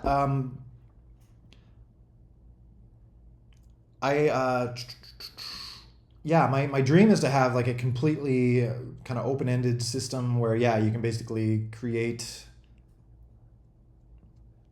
arbitrary rigid bodies and kind of connect them together and things like that. The only thing I need to be careful about is like I don't want to have too much of the code be living in Python, because Python is not fast.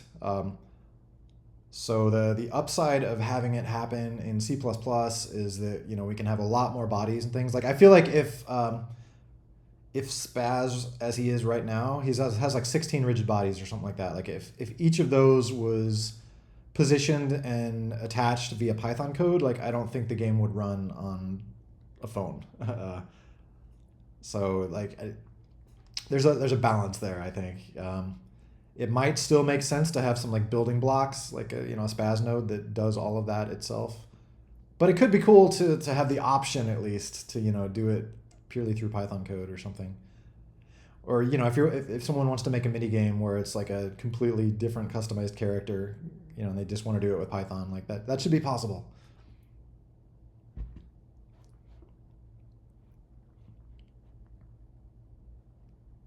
Well, yeah, I mean I do think there is a happy medium there, like breaking it down.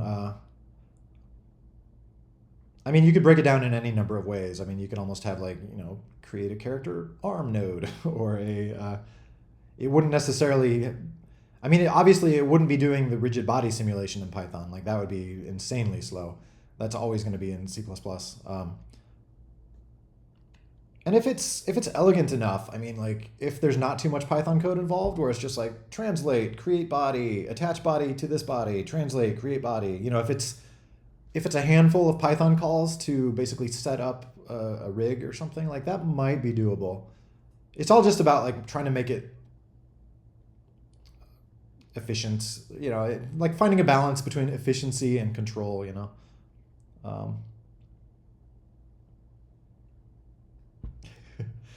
I mean, this is talking about Ballistica Studio. Like honestly, like this, my goal is just to keep working on this and making it, making new scene versions and making it so you can make more fun stuff and more. I would like to do fun little simulation tests and just like goofy stuff in this. So like it's part of my goal is to make it more open ended. I do want to keep in mind keeping it efficient for game purposes and trying to for the people making videos with hundreds of spazzes on the screen, stuff like that. Like that's performance is important for stuff like that. So yeah, we'll see where it goes, but yeah, I definitely want to keep like banging on this thing and making it better. And I really am excited that hopefully there will be some fun improvements coming now with like I said, the breaking things apart into feature sets and things like that. So it really opens the door to kind of make some actual improvements instead of, like I said, maintaining this ball of spaghetti and being very careful about pulling a piece of spaghetti out because it breaks everything. So 300 spazzes, that's pretty good. So yeah, I mean that brings up interesting ideas about like making like a real-time strategy game or something. Like what if each of these has a little brain and you just have them like armies of them fight? Of course, that would be limited to like PCs or like beefy systems. That's not going to run on like a low-end Android phone, but still, it's an interesting idea.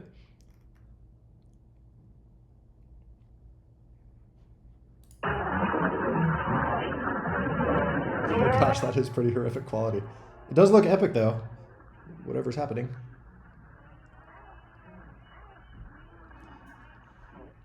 Of course, there are then other bottlenecks too. Like once you get to like that many insane number of spazzes and things, it's like the bandwidth required for that stuff is probably nuts. So, yet another thing on the to-do list I think I mentioned is having some sort of like graphs or something just to be able to see like, okay, what I'm doing right now is not sustainable over any reasonable network or whatever.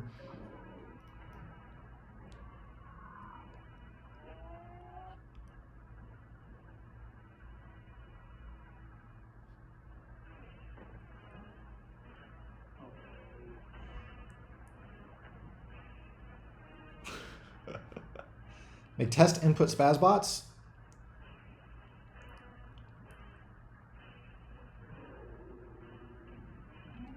Oh, yeah. I see what you're saying here. So,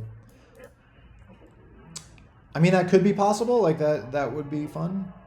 Um, just like a spaz bot that does random things. I mean, that certainly would be doable. I mostly made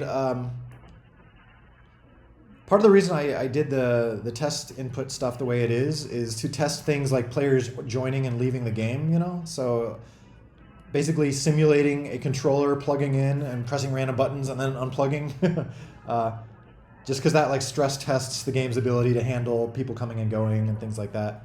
Whereas like Spazbot, that might test Spaz himself, but it's not going to test the controller connections and things like that. So that certainly would be possible.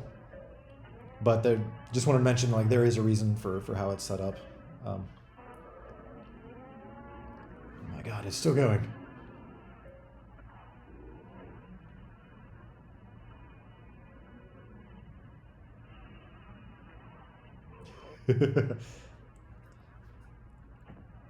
Why does the networking? I mean, does it break? Does it like disconnect everyone or self-destruct or quit? I mean, I would expect there to be like a huge lag spike, and so it probably has like megabytes that it has to send to everybody. But I'm curious, like, is it able to survive that? I mean, that's not going to be good for performance, but yeah, there might be improvements we could make to like, if it at least survives that. Who would you like to collaborate with on Bomb Squad? That is a good question. I don't know. I mean, the way I'm going is like, I love collaborating with folks like, Sock, who are making total conversions and things like that. It's not really collaborating. I mean, I guess it's collaborating, but, I like trying to be kind of the support guy or, building a system where people can build stuff like that. I haven't thought about like a more proper collaboration, with like not even a contract, but just like working officially with someone to make a specific thing. That would be fun at some point, but I feel like I'm not at a point where that would make sense right now. Like I really want to get to 2.0 and then think about things like that. That would be cool at that point. But it would be neat to. I do miss that a little bit from like Pixar days. Is being on a project that has a very specific like this is a team and we're working to get this out by this date and this is the design for it and go. It's definitely more open-ended right now.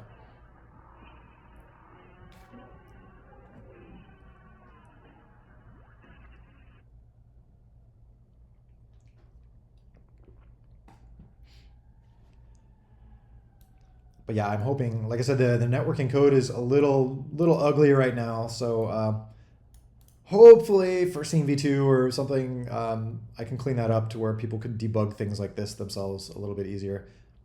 I do feel like I kind of understand how it's really interesting writing the networking code and writing like all the code for that matter is, like I said, it just kind of like evolved out of the ooze. It's like I made some simple little thing and then added something to it. And then it's like, okay, now let's add a little networking over to the side. And, it wasn't designed. It was more just like grown. But now I see how all of it works and I feel like I understand it. And so I feel like I could write a cleanly designed version. And so I feel like that's hopefully where the future versions will go. And hopefully that will lead to them being more understandable if people want to like modify them or dig into them. It's kind of like computers versus biology, it's like people working with cells and viruses and, real life stuff. It's like, the human body or any organism is so like insanely complicated and intertwined. And it's not like a computer program where it's just like easy to see like this leads to this and this leads to this, anything. There's so much going on like in parallel and you just have to like, yeah, I mean, I don't work in science or work in biology and stuff like that, but it's like you just have to. I feel like working with Bomb Squad is probably almost more like that right now, where it's this weird, organic, complicated thing. It's hard to see exactly how it works, but it sort of works, and it must feel a little bit like, oh, okay, if I tweak this, what effect does it have? Let's run a study, as opposed to being able to be like, oh, okay, I need to plug this code in here.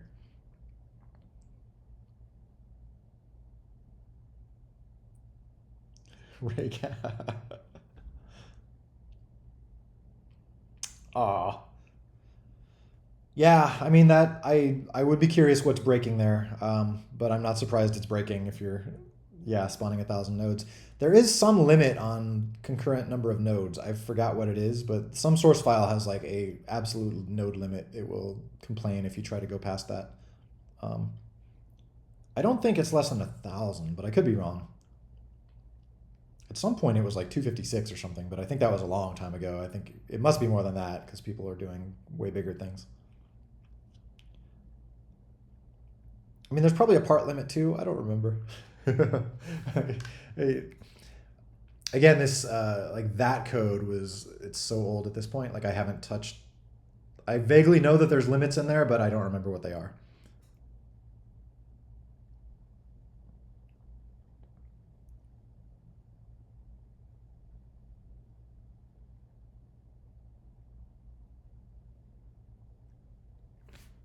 Oh yeah, see, so it's got to be more than 256 because.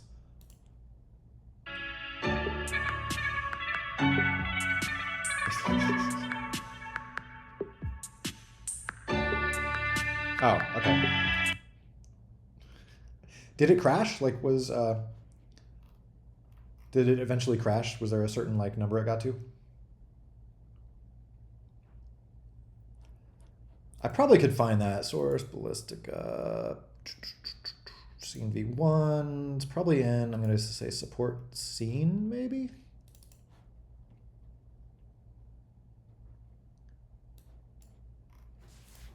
Maybe.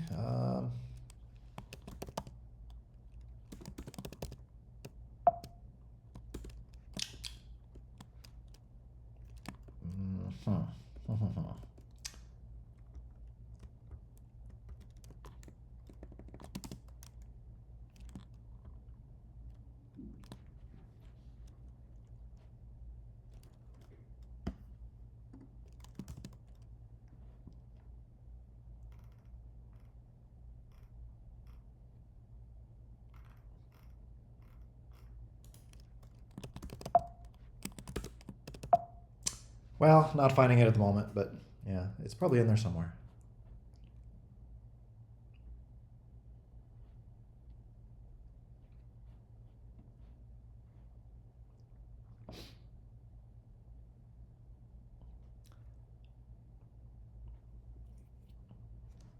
Nothing else to do. Anyone have? All right. I'm still sad that my. Let's see what the. 1735 still is the official Mac version. Still very sad about that. All right, anyone have any last topics, thoughts, questions? We could jump in a normal game for the last 15 minutes or something, yeah, if you'd like. For the final few of us who are remaining here.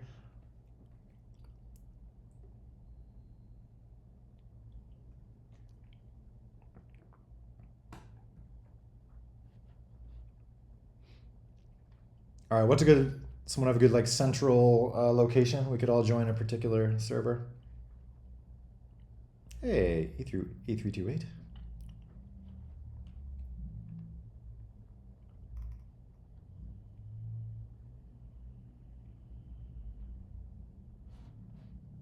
Yeah, I'd be down for some Eon too. I still got the same, I believe I got the same version still set up. Yeah. Sock, would you want to host a Eon? Oh, okay.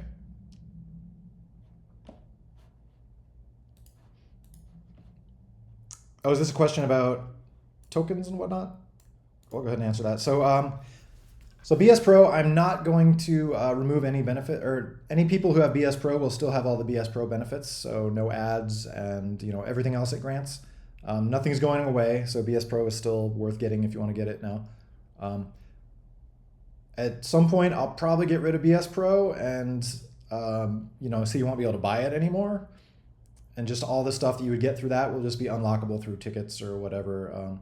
Maybe turning off ads will probably be unlockable with some other way. I don't want to make people to like buy the gold pass to unlock or to stop ads because that's too much. But it might be like if you buy any ticket or token pack, maybe that turns off ads for the current season or something. Or at some point there might be like a you know, some sort of season pass thing or something you can, some cheap little thing you can buy once per season, and that might turn off ads or something. So, you know, I want to make it like I said, I don't want to make stuff expensive, but you know, prefer to make it so that the best way to play the game is just to buy inexpensive things every so often.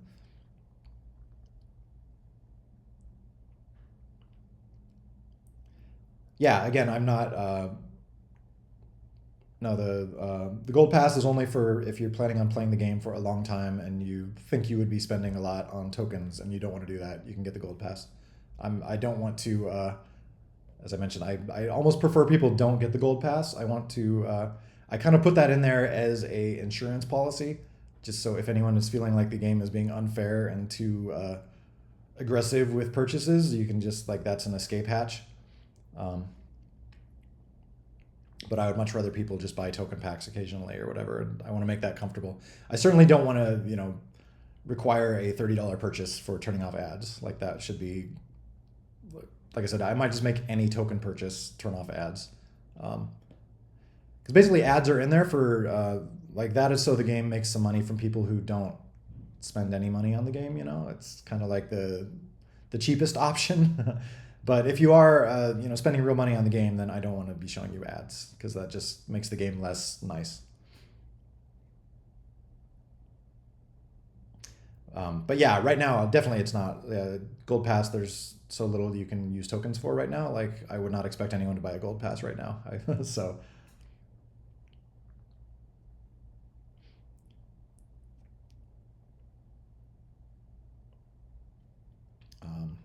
So yeah, for right now, my thought is that later, if there is some like per season cheap pass thing or something you can get, that might be how ads are turned off. But it might just make more sense to like if you purchase any token pack, it will turn off ads, maybe permanently or maybe just for the current season or whatever. So that's kind of the plan, I think. So I will make sure to get that implemented before I get rid of Pro.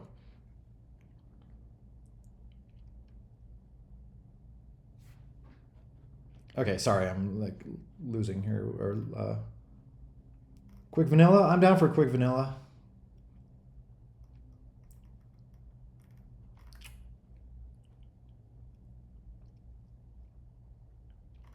Oh, restore purchase.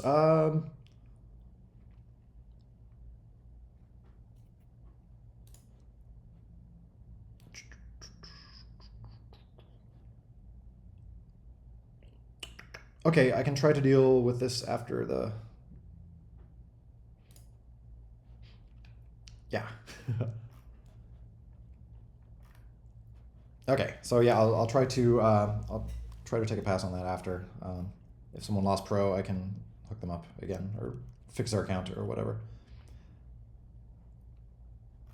Okay, anyone want to host or should we... holy moly. Epic name there. Well, hello, Death Stew. Your name is very long. So yeah, we got not too much time, 10 or 12 minutes till the end of the video. So let's do a round or two somewhere. So yeah, someone wants to host. Otherwise, just shout out a name and I'll join. We could do teams at Dubai. I'm fine with that. Does that work for folks?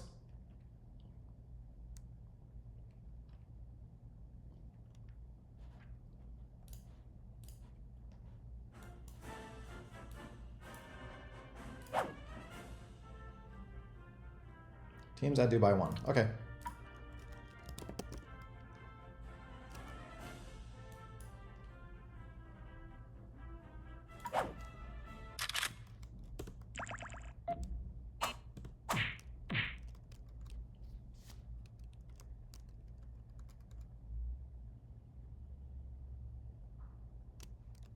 All right, see you, Senior Frosho. See you. Hard to say.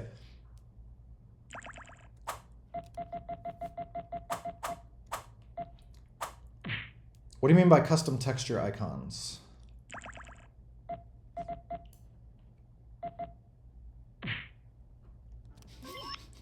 What? Wow.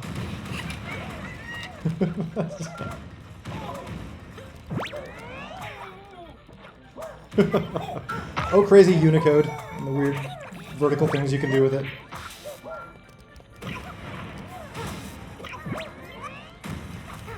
Oh, man, it's definitely. Ooh.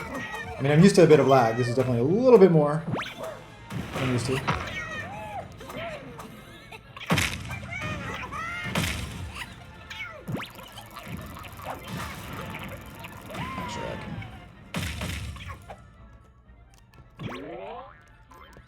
That is a good question. On one hand, it would be cool to allow that, but on the other hand, that's kind of a nightmare, though, too, if anyone can upload any image, for obvious reasons.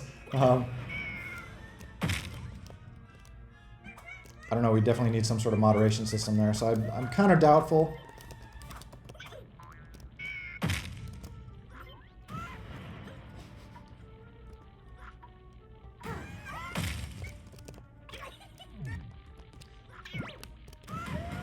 The one thing that could be a possibility is, I know, some systems like, I don't know, Steam or Google Play or whatever, if they allow you to upload custom icons and they handle all the, verification and making sure they're decent, we could make the game support that, like if you have an icon through your Google Play account or through your Steam account, theoretically the game could show that in-game or something, so that could be a possibility, but I would just be worried about trying to do one, like a homespun one, where you can upload any arbitrary image just for, yeah,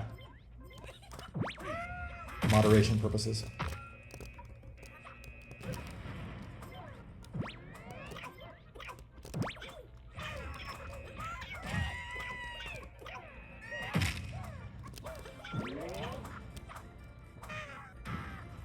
Oof.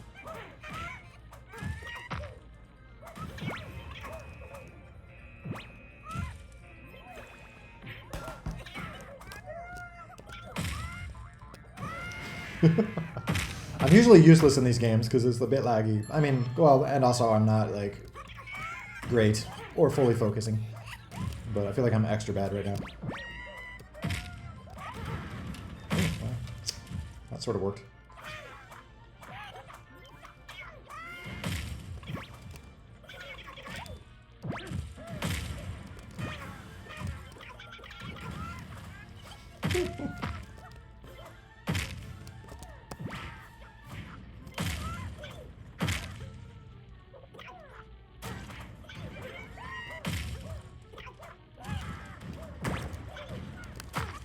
Ooh, good throw.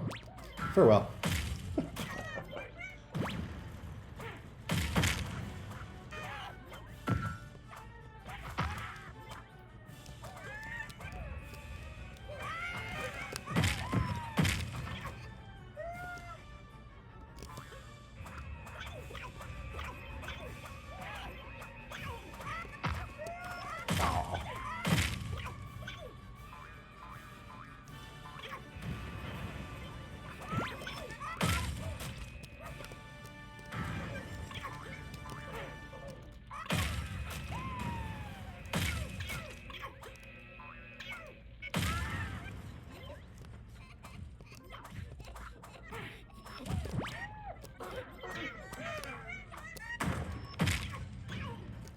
Aw, thank you, Bee-Boo.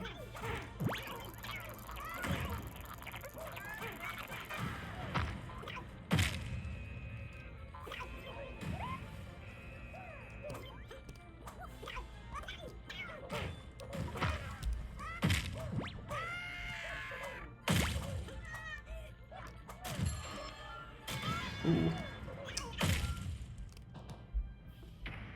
Well played, Red. Well played.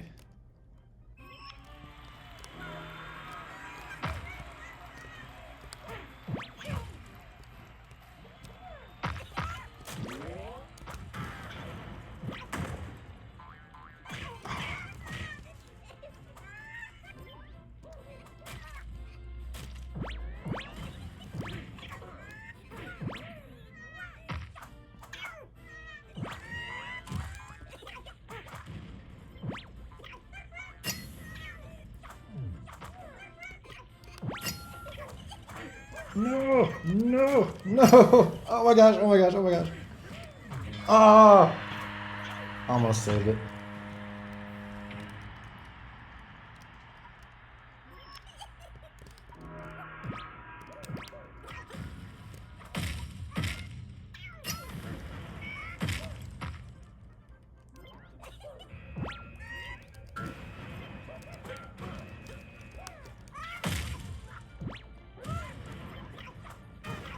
Oh, dang it.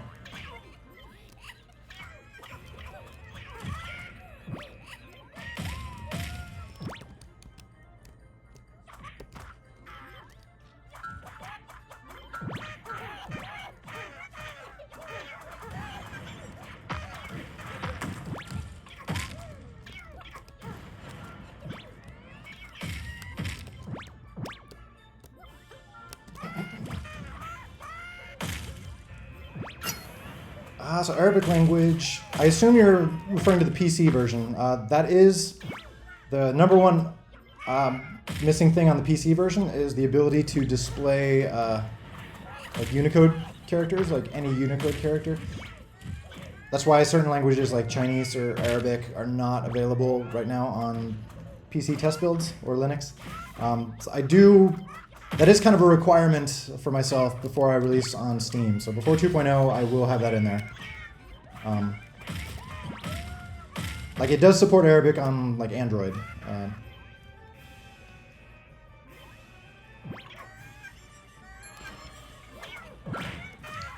What? Real-time motion blur? How'd you do that? What? Is that just like rendering it at super high frame rate and like blending it together, or what's happening there? Or is it some sort of like GPU magic?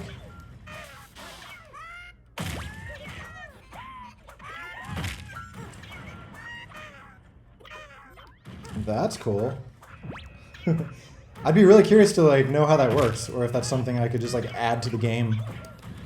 I'd love to do motion blur, but it's like that's kind of one of those tricky things that requires a lot of fancy engine stuff. Reshade, huh?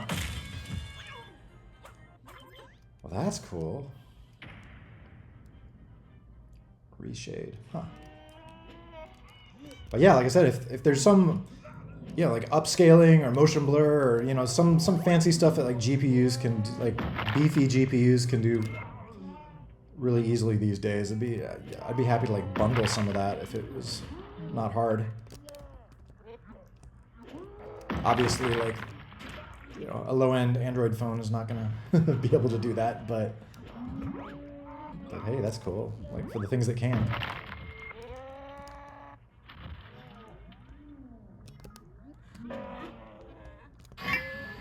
Oh no! Oh, you sort of saved me. But not really. Extended my life for 2 seconds, so thank you.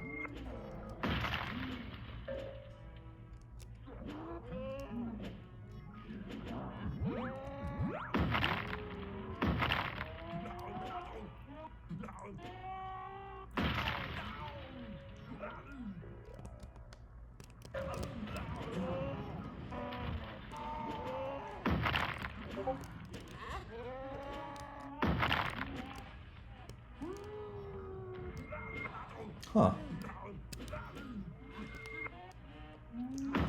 I should look into that reshade. I would, like I said, I would be curious if that would be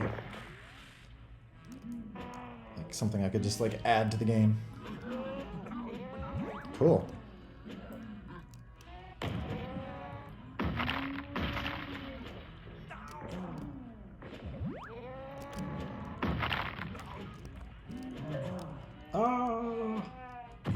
I mean, I love that idea of like, you know, community stuff, like people hacking cool graphics in. I'd love to make it easier to do that.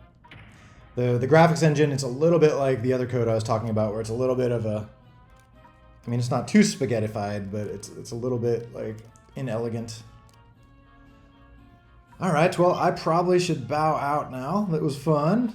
A little laggy, but fun.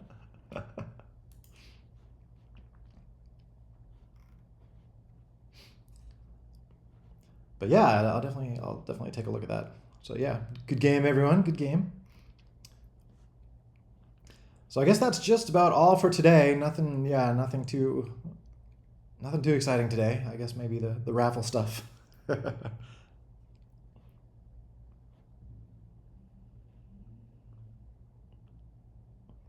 Can't see the light. What? Oh, shoot. Did I somehow... Wait, did I just like close the stream?